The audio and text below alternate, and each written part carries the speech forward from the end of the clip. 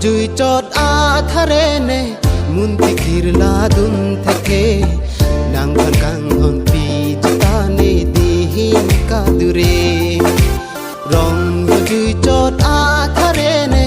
mun ti kirla dun thake nang phan kang hon pi jita ne di hin ka dure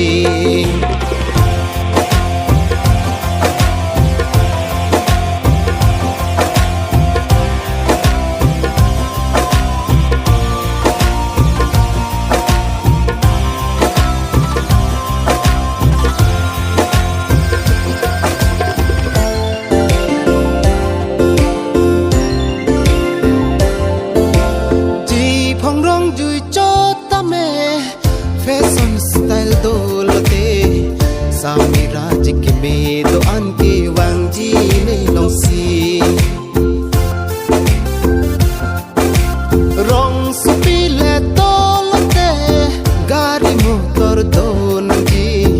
an te sami ke me do an ke wang ji ne long si rong rojui chot a thare ne mun ti kirla dun thake nang pangkang hon pi jita ne di hin ka dure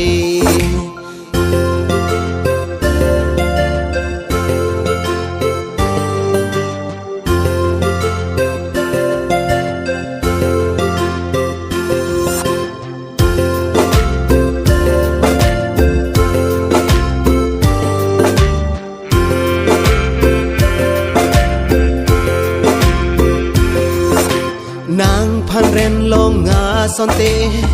bua nang ra je ke me e tama nai an so se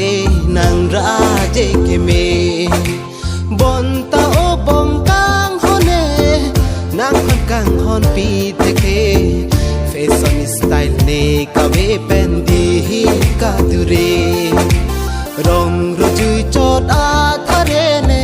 mun ti kirla dun te nang pangkang hon pi jita ne di hin ka dure rong rojui chot a